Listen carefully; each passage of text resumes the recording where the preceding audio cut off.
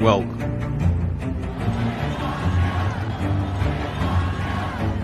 to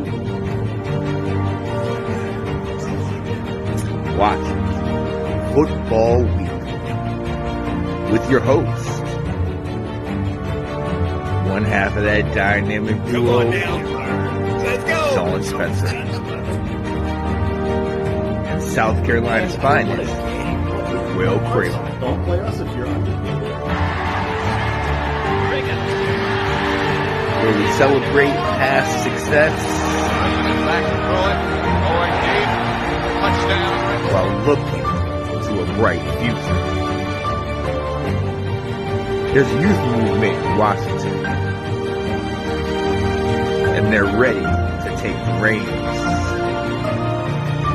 led by a fire. It's a new day, new dawn, no longer the laughing stock. It's time to take command. What is going on, ladies and gentlemen? It is your boy, Sean Spencer, one half of that dynamic duo that is Let's Talk Football. And it's Thursday, ladies and gentlemen. Almost got me. Not this time. Happy Thursday to you. Happy thirsty Thursday to you. Hey, and you know who I'm with? I'm not alone. I'm with a guy that's in a chilly 40 degrees South Carolina, Will Kramer. What up, Will? Yeah, man, I got my hoodie on today for this show. It's a little chilly in the house. Yep. So, on our intro, you say it's a new day, it's a new dawn. Mm-hmm. Did you know you were going to be so poetic when you created that? No. I'm I'm not going to lie to you. It was one of those situations where I was stringing things together. And then, I just played it all. And as I played it, I just started talking. And then I was just like, let me try this again. So I played it again and I recorded it. And that was one take. I did all that just in that one take. I didn't do anything. Only thing that was planned was the very end where I said, time to take command. Yeah. None of the rest was planned. So I like it. And unfortunately, I wouldn't thought we'd be sitting here on November 2nd saying that reel is out of date. Yeah. Pictures. Yeah. There was a picture there. I went, huh? Yeah. Old picture now. Yeah, and that's one of the things I've been thinking by this with that video is kind of like, yeah, I might have to change this up a little bit. It's okay. The fans understand. Right. Yo, ladies and gentlemen, we are here, Washington Football Weekly. Ladies and gentlemen, we appreciate you being here. Nathan said he's on the road listening, fellas. Stay tuned. Our guy, hopefully if he gets home, he will be able to hop in here. But look, at the end of the day, there's only one thing we're talking about, and it's not even that loss.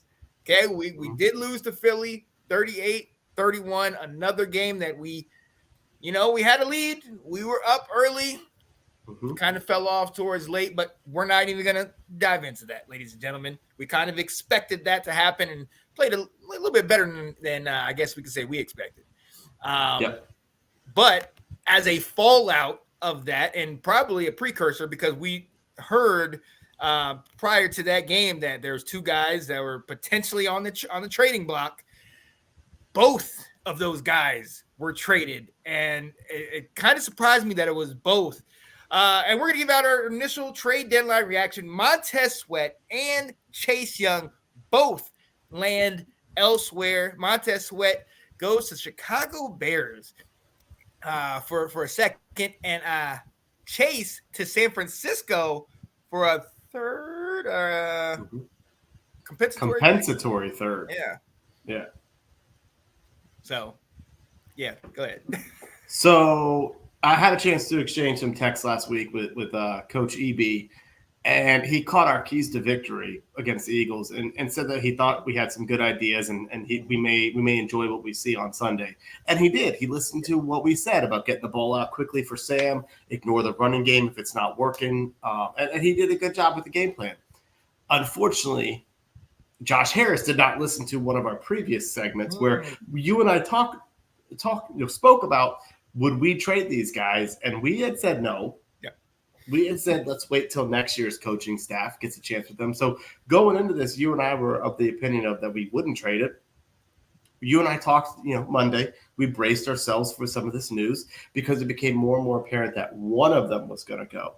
Right. But I was really surprised, kind of at the end, that they just said to both of them, "You're both out. Bye-bye." Yeah. I honestly, it was really shocking. And again, it wasn't like we didn't talk about this. We brought it up. We discussed it. But also, there were certain signs. Obviously, Montez Sweat, his Twitter handle or his IG, he cleaned all Washington stuff off of that. So you kind of saw that coming. But that one did kind of shock me. I mean, we'll get into that a little bit later, but the Chase Young thing, I personally have been griping about this man for the last couple weeks, and then also going into next year talking about we really can't justify money that he trying to ask for with the play that he, has had on the field. So that one, I guess I wasn't as surprised with, other than the name. But yeah, Montez, for me, I thought was kind of like, if you're talking about building blocks, he could be a building block for a team. He fits well with them, but one, yes, two, I don't know. Right. I've kind of come to the grips with the reality of we can't have 4 defensive linemen making $100 million collectively per year. Yep. And we were going to have to part with one of them. I kind of became resigned to that, but I didn't know which one. Yeah. And like you said, it's like, well, Montez is the more solid player, but Chase is the potential game changer. Yeah. And younger too. So when Montez went, I kind of was like reserved, like, okay, well, I guess they're going to go with Chase. They probably went with the idea of the he's younger and stuff. But I also knew like they've been frustrated with Chase for more than 1 year. And you know what? I have to say, this is one time we need to give Ron Rivera some credit on what he said Monday. He got asked, okay, so there's some rumors out here. You guys could be shopping your defensive ends. What do you think about your defensive line as a whole this year? And he's like, not consistent enough. And he's not wrong with that. And that has been their theme for 4 years now. Yep. We have flashes between them, but we don't have a defensive line that scares people. No. We don't have the TJ Watts, the Aaron Donalds, the Nick Bosas, and both of them are good players. Excuse me. But they hadn't, while here, turned into the game-changing, take the game over players, aside from Chase's first year. That's when he made plays that changed the outcome of the game, flipped the field, added points on the board. But after that, we haven't had our Micah Parsons like we thought. Right. And so you start to sit there and say, well, now, wait a second. If this isn't working, if this was the year to make this work and show us you guys deserve money, and we're 3-5, and the defense is giving up over 30 points a game, does it make sense to be keeping these guys? Right. Does it make sense to go forward in the next regime with them as a core if we tried that? Right. And so to do what Ab loves is to say, let's get something instead of getting nothing. Let's get something. Right. I applaud the team, and I do think this is owner driven of saying, let's go get something. Yeah. Yeah. And something that was brought to kind of my attention is as a potential of maybe why it had to do with culture. Let's be very honest when it comes to the two of these. Chase Young, we've known.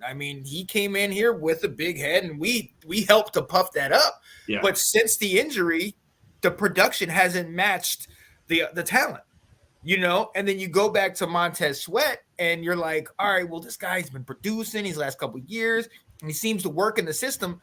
But then you start going back to his time and his tenure in Washington. You go back to that 2020 season when he was very outspoken about not getting the vaccine, even though your coach had cancer and was extremely susceptible. No, I understand that's a personal decision, but if I know I'm sick and I know that you, and I'm going to see you every single day, and I know you're very susceptible to getting what I have, and then that could destroy you, that could kill you. We're talking about life and death. We're talking about a whole different thing. And then you got the next year where both of them are coming out saying we're going to get the tag team sack record. That doesn't seem a whole lot about us, and it seems more about me. Mm-hmm. What am I going to get? Look how great I am. And you start to see some of those things throughout the years. And then coming when Chase gets back and everybody's saying Chase is not going with the scheme. He's doing his own thing, and it's hurting the defense.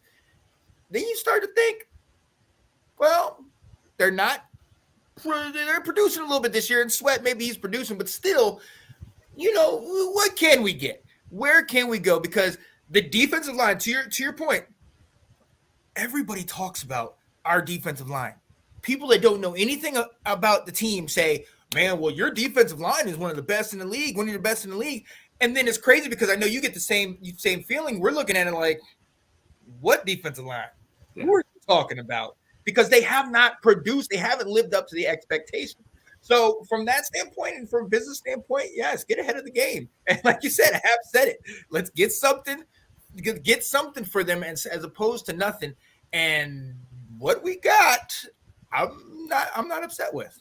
No. Now I do want to sit here because I know we've already been talking a lot about the players.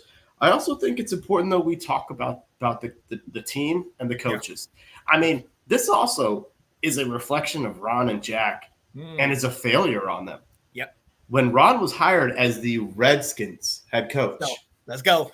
They asked him, well, what about this job is intriguing to you? And he goes, I know we got some guys up front on defense, and that I'm excited to coach those guys. And everyone got excited over that comment. And you're like, Ron Rivera, defensive coach, became a head coach by being a good defensive coordinator. Well, if we know one thing, our defense is going to be good. And then he brings in Jack Del Rio, who is an established defensive coordinator. He's won Super Bowls. He's gotten multiple head coaching jobs because of what he does. And 4 years later, we're trading away the number 2 overall pick in the draft. Yeah. Because you two couldn't find a way to make him thrive. Yeah. To make him stand out. And you're trading away another good defensive player, first-round pick, too, that didn't make it past his rookie contract because you two didn't bring out his talents either.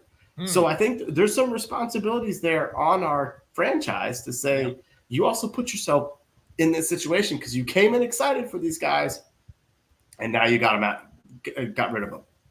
And I almost wonder if, because like we both said, we both thought one for sure, but not both. I almost wonder if this is kind of the new owners coming in saying, we expect different. And it does not matter who you are. It doesn't matter what your contract is. If you are not producing and if you are standing in the way of our success, time for you to go. And good.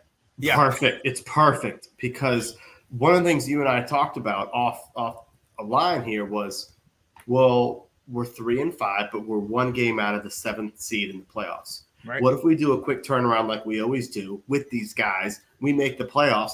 That's going to get people excited in December and January. That's the momentum for these guys in the Harris group to make changes, but they got the fans back. And Josh Harris, to your point, what you just said, we're not chasing 7 seeds.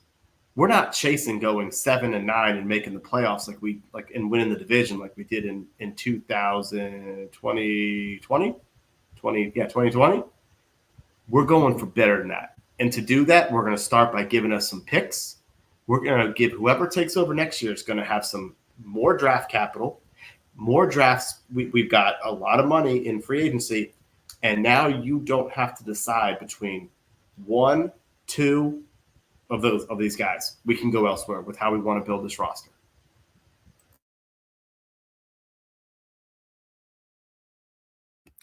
Sorry, I'm in the office, so there was a printer in the background. I almost wish I could be a fly on the wall in Ron Rivera or Jack Del Rio's office, because I know once you see this, you kind of like, uh-oh.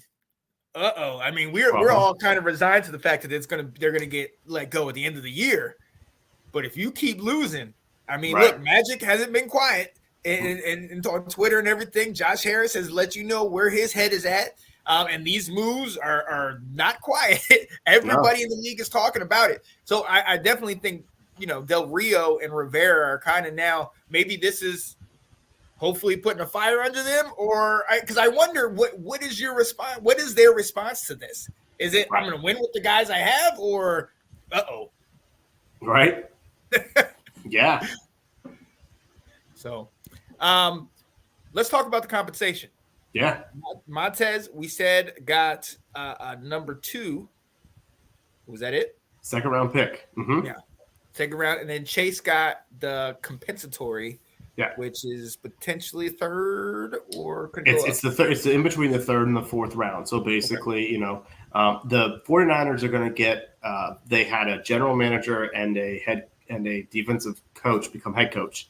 And so, they had front office and coaches leave to other positions. So they're going to get rewarded because both of those guys it was a diversity hire. And so that by being a minority candidate, they're going to get rewarded for that. And so it's basically pick number, 32, 64, 96. So between pick 96 and like 110. So, yeah. So it's further down, but right before the fourth round. Oh, I like that. Now, I think that begs the question, and I've talked to many people about this. And first, we'll go with my we'll go with do we feel like we got the correct compensation for it? Probably. People are if you are outside of Washington, you are very surprised with what Chase Young brought back. Yes. You're very surprised. But you also aren't here to know not much the scheme things, but to know there's concerns about his knee. Mm-hmm. There's concerns about the fact that both of these players were they're 9-game rentals. San Francisco maybe a little bit more because they got playoffs coming. Yeah. But when the fact that they are free agents at the end of the season, this isn't baseball where you give away prospects for this guy to help to vault you to the playoffs and to a World Series. You're getting a rental. Both teams will have a leg up to try and extend these guys if they like the scheme they play in. But it's a 9-game rental, and so that diminishes the return. On paper it does kind of just a compensatory third for Chase Young. But like I said, there are league-wide concerns about that knee. Yeah. I remember somebody you had commented on, I think it was Andrew Faubert's page or something, and then somebody was like, "Oh, you guys got fleeced, third for him, blah blah blah blah." And first thing I thought I was going to reply, and then I was like, you know what? I bet this dude hadn't seen not one game this year of what the lack of what Chase is doing. Like, he has not been producing in the last 2 years, and that it is a very big concern, that knee.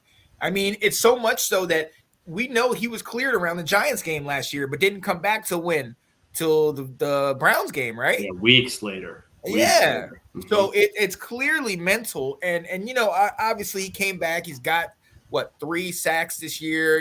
He was leading in in the top 5 or top 10 in rushes or hurries or something like that. I mean, that's all good. It's all well and good and everything like that, but the production and what he's not doing, I don't know. I guess we see it a little bit more, and it's paramount. He's not helping the defense, but maybe with that defense you have in San Francisco, they're just better. They can afford to have him do whatever he wants, and the rest of them will clean it up. Yeah. Well, do you want to get into the specifics of the Chase trade? Let's do it. Let's do that. Yeah. So I definitely think this coaching staff was ready to get rid of him. Without a doubt. If you were to pick the two, they were done with Chase Young. The fans are not. So this is probably harder for the fans to take than the coaching, than the organization. Whereas I think the organization is a little bit more bummed about losing Montez. I think the coaches are. And this is the part that is the saddest part to me, is the fact that this is the third time we've gotten a potential generational talent that we have squandered in Washington. LeVar Arrington, Robert Griffin III, Chase Young. All Redskin careers, busts. Yep. And that's really disappointed. That's like a shot to your ego, a shot to your gut, and that was partly, I think, where like last week I was like, I'm not ready to give up on this. Let's just see if another group can take care of him and make him shine. Yeah. But this group got tired of his act. They got tired after his rookie year when he didn't show up for OTAs the next year. They got tired of the fact that when he got hurt, he didn't rehab in Ashburn. He was away. Yeah. And they were having to, let's see, look at the videos to find out. Like there was communication issues. And then on the field, they visibly, prior to him getting hurt in 2021, Ron was saying, we need to be more mature. We need to be more disciplined. We need to focus on the scheme. They were tired of him saying, my job is to get the quarterback. Right. And it was happening this year too. And he does have a higher winning percentage rushing the passer than Montez Sweat, but it's his mentality of, my job is to go get the quarterback. And I'm not criticizing that, but I'm in the scheme that they're running, they don't want that every single snap. Right. And they got tired of it. And they were ready to get rid of him. And so I think the fact that they, to them, they even came out with it. They said, this is addition by subtraction, in our opinion. And I want to address those comments but real quick before I let you kind of share your thoughts. Is I was really upset to hear this. After they traded Chase Young, one comment came out from Michael Silver. Remember that reporter that was with us? He's friends with Ron Rivera.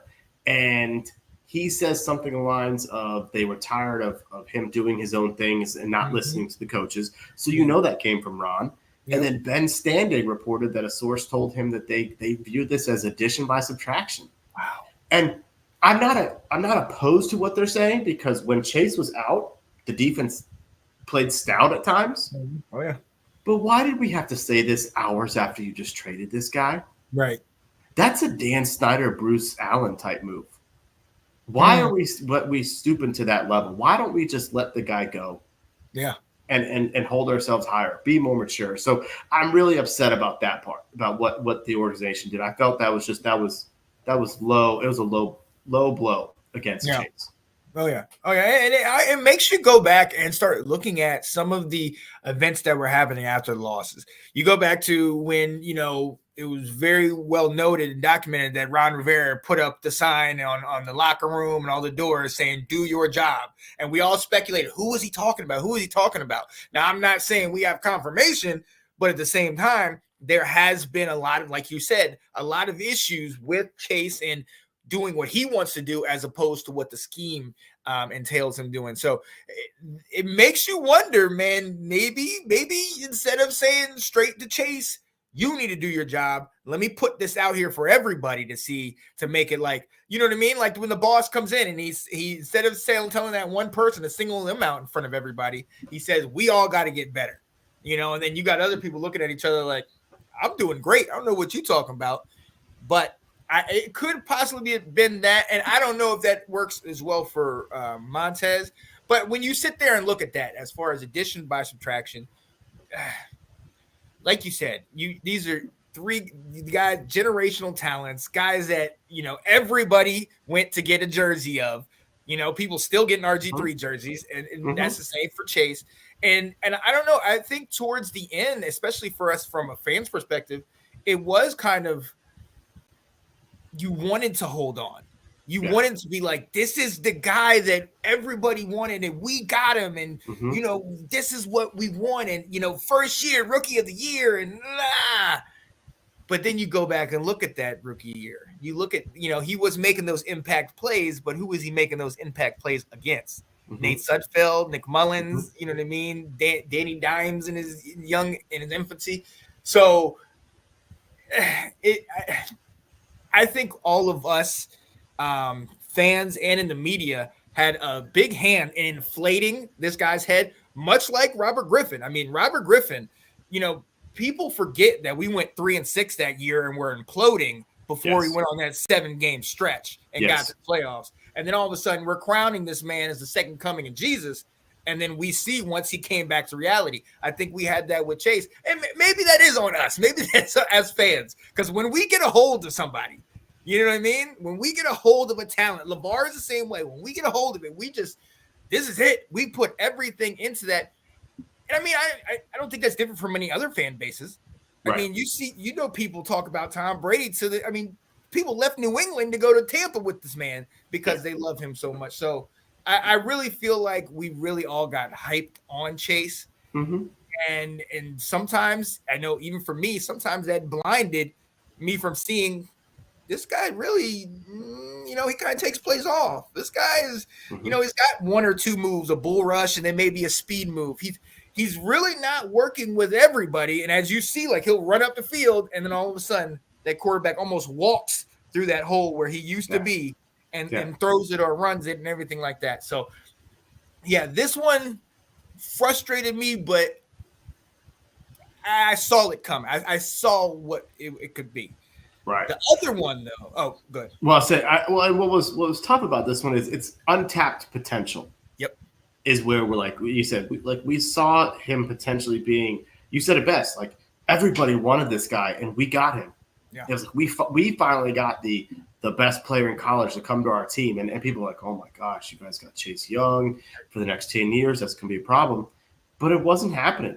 It wasn't turning out on the field, and that we also as fans were getting frustrated every single week hearing about, well, what did Chase do? What did he do? What did he not do? Yes. And then Jack is one that he's been saying from the very beginning of the season. He's like, he takes plays off. He only wants to make sacks. He doesn't fit within the scheme, and I think that's the whole point. The whole collective part, the player, the coaches, like that's what's kind of sad that it didn't come out with a much better ending. But I also think this saved us from stuff in the offseason. Because when his dad comes on the radio show and says that he's a top 4 defensive lineman, that lets you know that this family feels that he wants to get paid. And I'm not disputing that he shouldn't want to do that. But that just makes you wonder, what are negotiations going to be like with him? For one, does he like our coaches and our schemes? 2, does he want to work with a new coach that he doesn't know if we change over? And 3, most importantly, what's it going to cost? Because if in their mind, he's the same thing as Nick Bosa, but on-field production, say he's the same thing as somebody else, that's going to be re-signing is going to be difficult. And so the fact that if the team kind of knew that, to get ahead of it, a 3rd-round compensation is not very good, but it's better than nothing, and it gives us something to build on for the future. Oh, yeah. And what might be the biggest thing is the headache that it's going to take out, just like you were talking about with that potential signing that we have. But, I mean, I think you alluded to it earlier, and it's something that we praise Josh Allen and Magic Johnson for buying the team and then immediately coming talking to the fans and immersing themselves in the DC community. And then you tell about Chase when he got hurt or in his off seasons where he's going elsewhere and he's not communicating. He's working out with Von Miller and he's, going to Ohio State. He's doing all these things. And it's kind of like you can see the blueprints of us trying to build a culture. Yeah. And if your best guy is not working out with you guys off season, do you expect him to come in here and automatically be, rah-rah with us during the regular season? You know what I mean? And we don't know. Obviously, all this stuff's going to come out in time, but we don't know how the players were handling it. We don't know. We all know, hey, Chase is this guy, and everybody praises him, but maybe the players are starting to be like, look, we're balling out. Casey Toohill was a 7th-round pick. He's balling out. And he's like, Chase is still getting the love. Chase is still getting praise in DC. I'm sitting here running quarterbacks now. Come on now. Yeah. So, I definitely think that's something where you have the fanhood and the fandom against the culture and what's better for the team. And at the end of the day, this might have been the best move. Now, I do want to switch to the other side with Montez. He got traded to Chicago for a second. This definitely surprised me, and it was the first trade. And this was the one, like, you messaged me, and on one message, you were like, all right, here, this is the move. This is what Josh Harris, this is what they're doing. They're making moves. And then the next one, when we got both of them, you're like, what's going on here? Like, and I, too, was just looking like, what happened? But what do you say about this trade? So it's been reported that they did not think they were going to get the compensation that they got. Yeah. And they also, if they could choose, they were going to trade Chase but keep Montez. Yeah. And then they got an offer they couldn't refuse. Yep. Leading up to this, it seemed like Atlanta was going to be the place he was going to go. He's from Atlanta. I would bet that's where he signs this offseason. And Atlanta was willing to give us a third-round pick with the condition that if he signs a long-term extension, they can move to a second-rounder. And then I had also told you, I said, hey, man, you got to hold off. If now that this is public, let's let us see if another team's going to come in here and one-up that. And Chicago did. Yeah. And Chicago gave us their second-round pick, which as of right now is going to be in the top 10 of the second round. And I think the team was like, we can't say no to this. Okay. We have to say yes to this, and so they did. And, because they basically just said like, okay, well, this is good for business. And so they accepted it. Yeah. Oh, God. But what is this? This was, like we've said, this was the one that kind of hurt. This is the one where we were kind of like, because even though he had the issues that he had over those first couple years, this last couple years, especially going back to last year, that defense, I mean, really, the three of them, Montez, Jonathan Allen, Deron Payne, they worked inside the scheme. They worked well. Montez Sweat and all of the twists and the stunts and all the things where he was working with these guys is one of the reasons why Deron Payne got paid, because they worked very well, playing off of each other and together. So this one from a production standpoint is kind of like, oh man, wow, we could have used him, but then at the same time, they made an offer you can't refuse. I think sometimes that trumps everything else. Like we need to build for the future, and this could be it. Yeah, no, I think I actually probably was a little bit more emotionally disappointed with Chase leaving just because of that untapped potential. Mm-hmm. Whereas Montez, and maybe it was because there was enough rumors out there, you just kind of knew he was being traded. Yeah. But my concern about the Montez getting rid of him was he reminds me of Preston Smith. Preston Smith was a good player here. He wasn't a great player, but he went to another team in his prime. He went to the Packers, and in year one, he had 12 sacks. And that same year, we drafted Montez Sweat, and he didn't have 12 sacks. He showed flashes, but he didn't. But then I also kind of sat there and said, all right, well, Montez is on pace to get more than 10 sacks this year. Mm-hmm. But it's the whole point of like, they're good, but they're not great. Neither one of them are these game-changing guys that are worth $25 million a year, which is what it's going to cost to bring him back. And it's like, now with that second-round pick, we can go get an edge rusher in the draft to directly replace him. And we're doing exactly what we did in 2019. We let Preston walk, and we drafted Montez in the first round. And we have that ability to do that again in this draft by getting a very high second-round pick from Chicago. Because between their second-round pick and our second-round pick, depending on how the rest of the season goes, we're probably going to have 2 picks in the second round in the top 20. Maybe in the top 15, maybe in the top 10. Those are opportunities to get impactful players. And so to directly replace him, a good player, but not a great player, I was kind of like, in the long run, this is a great move for the team. Right. And I think that's something that, especially us as fans, we have a habit of doing where you're kind of like, I mean, he's playing really well. And I'm with him. I like this guy. I want him to be a part, and he's really helping our defense. But then we're putting that cap on because it's like you're saying, 10 sacks might be it, and if that.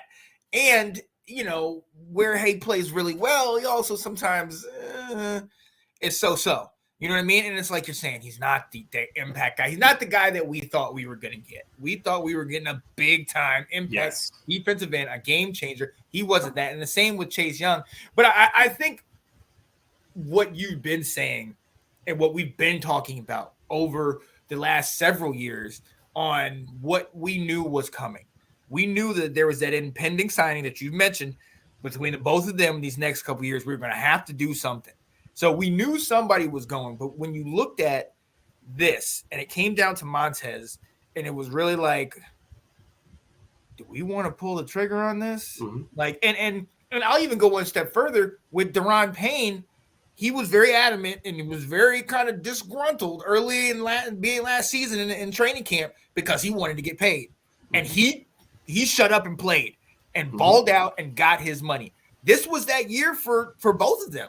And while they have had the number of sacks, still you're not killing anybody. Nobody's fearing you. No, I remember never forget watching the Atlanta game.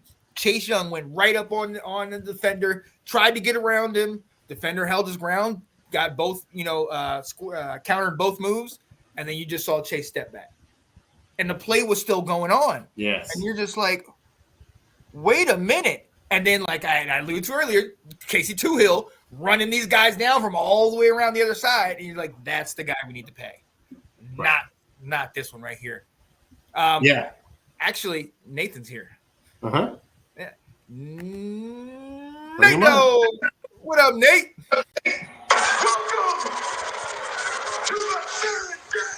Oh, gosh. What's going on, Nate? I'm doing all right. How y'all doing? Good. We're Thanks good. Yeah, man. Oh, yeah. Yeah, I'm sure Nick, you've had a chance to hear us. Tell us about your thoughts on we've reacted. What's your reaction? My instant reaction, it's giving the Philadelphia 76ers trust the process train. I feel as though we could have gotten a tad bit more in return. I think just getting 2 picks. I'm curious to see how that's going to look. But it's clear that we're going in a different direction. But for me, I want everyone to understand that this is going to require patience and time. Yep. I just feel as though what we've seen since 2020, it's just stale. Montez and Chase, if I remember correctly, they bragged about being the one best 2-punch, and I think since they played together, they've only had 15 sacks. I can't defend that. And Sean, we were having a conversation earlier before the show. Sean mentioned this to me about regarding Chase, and some of that is also work ethic. I think kind of also too in his draft class, there are guys we could have gotten that wasn't a defensive player. I'm not going to go off the rail on that, but who could they have gotten? Justin Jefferson was there. CeeDee Lamb was there. DeAndre Swift, Jonathan Taylor, Cole Kmet. None of those guys were talked about as a top 5 pick, though, right? No, right. But I'm just saying those are guys I think we could have said, well, because at that time, Sean had mentioned this, and he brought up a good point. We could have worked on the offense a little bit more because we kind of already had a defense that was right. Decent, like don't bend but don't break. Yeah, they could have worked on the other side of the ball. So it was a luxury pick. You're absolutely right, and I think it was a pressure pick because we didn't need to draft another defensive lineman, but there was too much narrative of this is a generational talent, and now you either are getting Joe Burrow or you're getting Chase Young. Which one of these generational players is you going to get? And so it was almost just like you had to go in and get this guy. I kind of want to push back on something you said though about patience. I don't agree with that, and I'll tell you why. You now have 5 picks in the top 100 of the draft next year. You have $85 million in cap space. I don't think I don't see this as a 3-year rebuild. I think you bring in a new general manager and some new football operations guys and a new coach and say, I've got money, I've got draft picks. Let's go fix the roster. So I don't see this as needing to be patient. I think it was they are looking for the future instead of making a run at a 7th place and make it a wild card, I view this as we're moving on to next year. Whoa! Now you got too much dip on your chip, huh? I'm a little confused. So the reason why I said patience, because whoever the next, let's keep it. I think it's fair to say that Ron and Jack won't be here next year. Yeah, I think that's fair. Okay. I'm just looking at what you have to work with. Let's on the defensive side of the ball. Okay. Deron Payne, Jonathan Allen, Emmanuel Forbes, St. Juice. yeah. What else does the next defensive coordinator have to work with? And right. on top of that, how can you change, especially knowing the history of Washington when it comes to free agency? Like, what are the number one goals? Because there's others. I mean, the Washington needs everything, including the kitchen sink. Need to retool their offensive line. I think they need to work on the safeties. Linebackers. They need a lot. And the reason why I say that is because, there may not be that guy in the free agency. I mean, example could be Patrick Queen, but someone. I just feel like you kind of have to do a mixture of drafting and free agent signing. And it's going to take those guys to mesh at least a year or two. Oh, definitely. I think, but right now going into it, Washington has like the top 3 in terms of cap space. So yeah, no, there are holes that need to be filled. Whoever comes in as the to run the front office and to run the team as the head coach really needs to look at what scheme's going to work, what players are going to fit that scheme versus what do we have here and can they make it work. And so they are going to need to bring in some players. But now that you're not having to allocate 20 to 25 million on one of these 2 defensive ends, you could look at another corner. You can look at another linebacker. You can mix that in with offensive line and the draft. And you're right. There's a lot of pieces that need to be replaced, but we're talking $85 million, and how contracts go where you can, make contracts creative. And so you can get some players plus 5 picks in the top 100, there's an opportunity to bring in some impact players if you get the right guys picking these players. There it is. But then that goes on front office too. It's what is the vision? What is is everyone united on this particular guy? Is example, it was Chase Young, a Dan Snyder pick, or a Ron Rivera pick. You know what I'm saying? Yeah. It can't be one of those with the new regime. But you're throwing out hypotheticals of something we don't know right now because we don't know who Josh Harris is going to be bringing in to be running this team and what type of cohesion is going to come from that. Look at the fact that like when the Giants brought in from the Bills, they brought in the Bills assistant general manager who then brought in the Bills offensive coordinator, someone he knows, to build that roster so they could be on the same page. So these are questions we can't answer until January of 2024. Absolutely, I agree with that. Yeah. So yeah, I'm okay. I mean, I'm not surprised it would happen. Yeah. I knew something was going to happen. I just don't like the value we got. What would you have liked?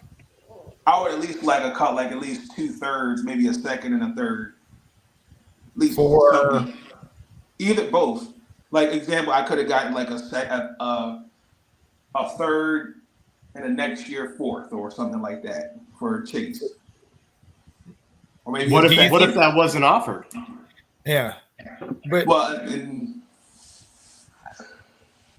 that's fair. Y'all got me there. I mean, but even still, and you and I talked about this earlier, Nathan. Does he warrant that? Has his play over the last most recently warranted a second or a third or 2 picks? No, absolutely not. And some of that is also warranted in fairness. I gotta hold Ron and Jack accountable for that. But you've got a player that kind of comes in with that mindset of my job is to sack the quarterback. and not put the team first. And that's not the guy I want on my team. Right. And Yeah. I don't know, and I'm not gonna lie, like that's another. I'm leaving alone with Ohio State, but I just don't. No. Yeah. I think you're right though. What you said, the team, they got almost, it seems bad about it, but we got pressured into, you got to get this guy. Yes, he's a luxury pick, but you can't say no if this guy turns into the next Lawrence Taylor and you passed on him for what would Tua be Tua if he was in DC, even though Dan Snyder wouldn't have let that happen anyway.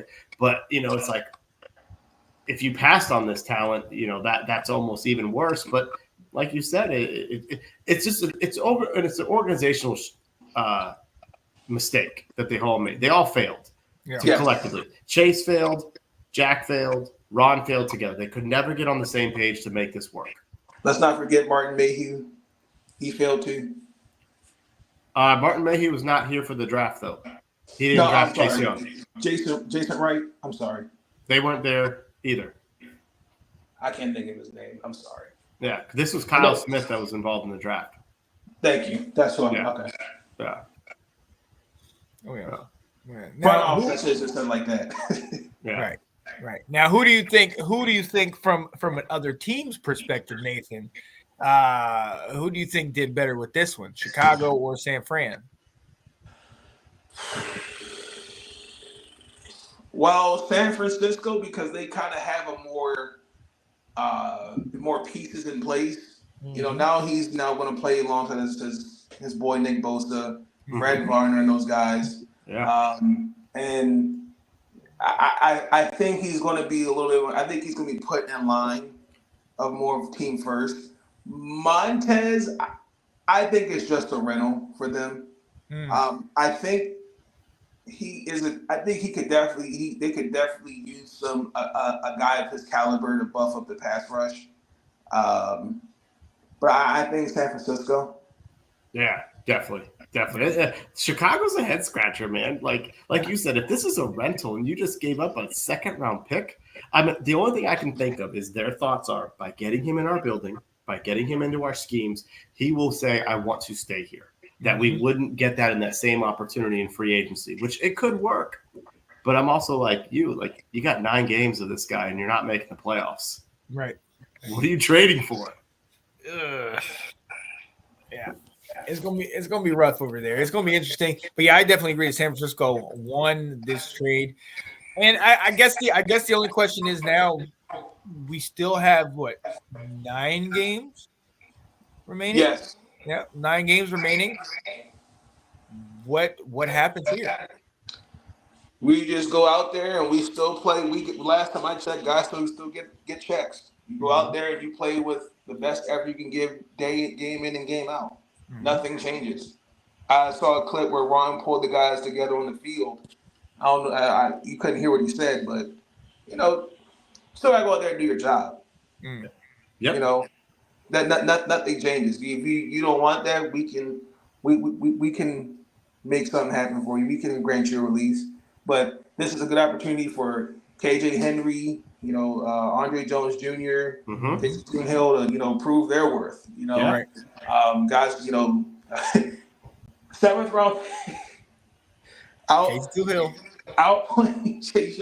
I can't defend that, but no, but I'm serious. This is a good opportunity to see what some young guys can do, and even some guys that are on other teams, second, third team stringers can do. Definitely. So this is an eval. Yeah. So this is also hey Jack, you just lost your top 2 pass rushers. Show me how you're gonna handle this too. Show me your creativity. Yeah. Yeah, and I mean that's my point, Nathan. That's what. Go ahead. No, go ahead. I'm sorry. I was saying, that was my question. That was my point. I had asked. I can hear myself in your head. I had asked Will before. With Montez and Chase both gone, it kind of shows the writing on the wall. We've all been very vocal about JDR and Ron not being here. So I'm kind of asking from that perspective, you're coming in the locker room, you see your top two guys out the door. You know that Ron and them are pretty much out the door. I mean, can you play for that? Like, how am I gonna get hyped up if I know I'm gonna potentially be here next year, but you're not gonna be here next year? How do they keep the guys together at that point? I mean, it's all conversation. Again, whether they were traded, cut, it doesn't matter. It's next man up mentality. Uh-huh. Like, I mean, I think it's fair to say I think they lost some of the locker room. Sure. They're just going to go out there, but you still have to go out there and give effort. You know what I'm saying? Like, and you like I said, you just have that conversation with your players. Some guys don't want to hear it. That's them. Yeah. But at the end of the day, you still go out there and do your job. Yeah. You know what I think? I think Sean just wants to get out there and buy a Casey Toohill jersey. All he does is talk about how good he is. Let's go. CT. My guy. Let's get it. All right, man. Hey, Nate, big dog. I appreciate you. I know you were rushing home after work just to be on here. We appreciate you giving in your 2 cents, my guy. Yes. Thank you. I appreciate it. Yep. Oh yeah. Is there anything we can look forward to from you? I know you're really busy with work, but just I got to do some recaps for the Ravens and Commanders this week. Maryland women's and men's basketball is approaching. But really, college basketball is here. Thank God the World Series is over. I got an idea for the. I'm currently working on the WNBA mock draft for next year. A couple players have already said that they're staying. So, yes. You do you, man. Hey, how bad do you think the Terps are going to lose this week to Penn State? Oh God, I forgot about the Terps. The football team. Right now, I'm still kind of like, this is their week. They got to prove something. Because they start out 5-0, and then I'm like, where is that team? And they may not make the bowls. I know. This is definitely they gotta come out and give me something. Yeah. How bad are they hung over from the Northwestern game? Because I was totally shocked. Yeah, bad. I don't know if it had to do something with someone getting arrested. And maybe it's just a mixture of freshmen. That offensive line at times can be very weird. I don't get it. So I don't think they're hungover. I just think they're just not executing plays. And some of that's on locks, and some of that's on the players too. So they got Penn State to get it right. I think they're going to come out and play. But if they don't win this game, I do expect something to happen after this year. I'm not calling for Mike Loxley's job. I'm not saying that.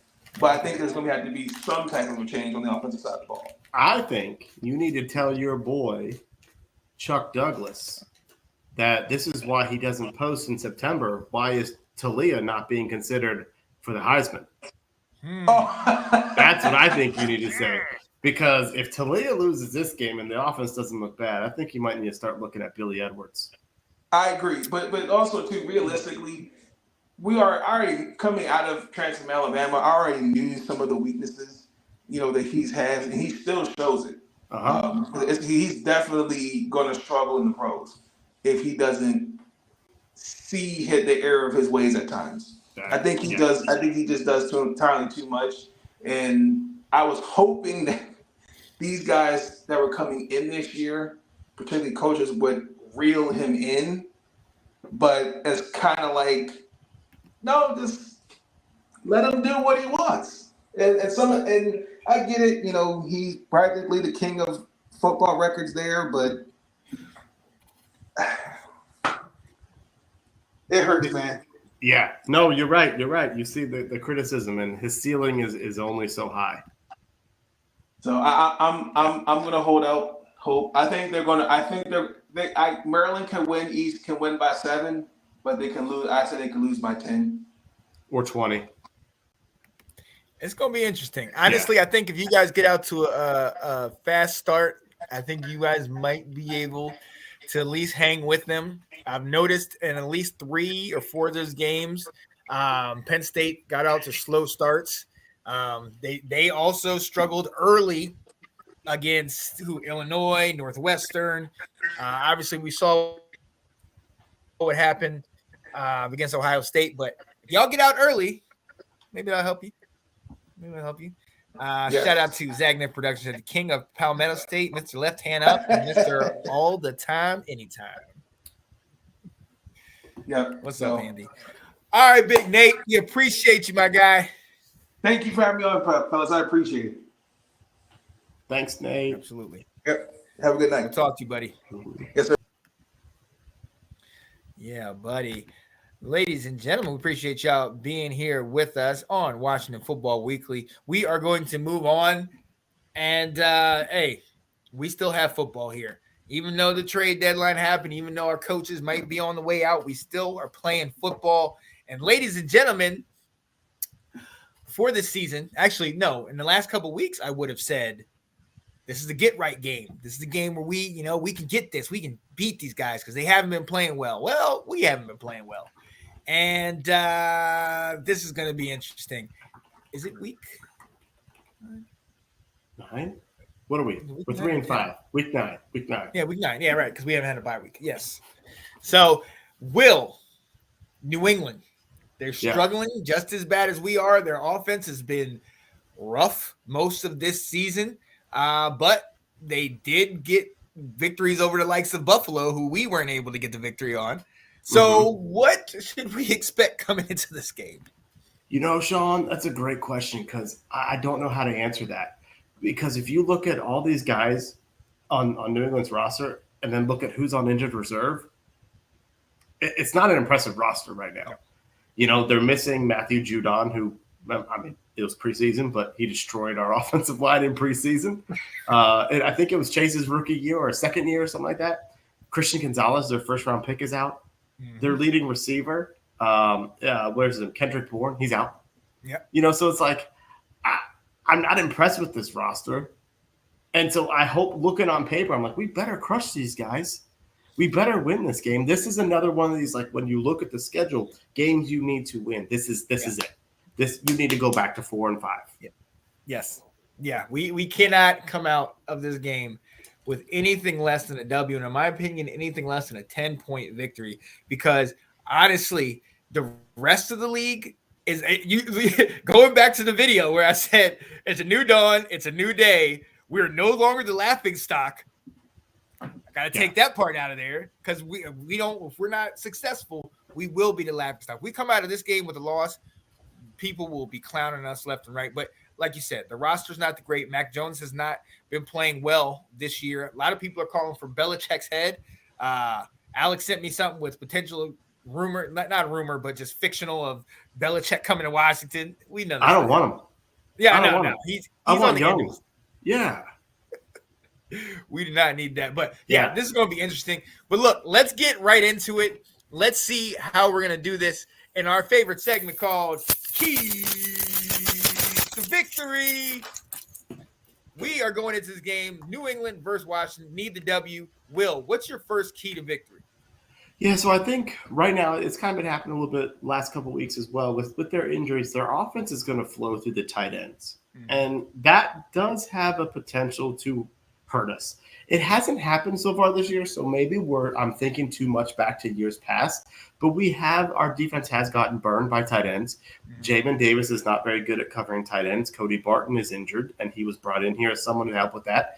And so that's going to fall on Cam Curl and Percy Butler and the safeties. And so if there's a chance for New England to move the ball on us and kind of exploit us, I think between Hunter Henry and Mike Gesicki, that could be, something that happens. And the last couple of weeks, those tight ends have been featured lately. So it's going to be interesting to see if our linebackers, if they play Kaliki Hudson a little bit more to help with that, and just kind of see how we handle that portion of their offensive threats.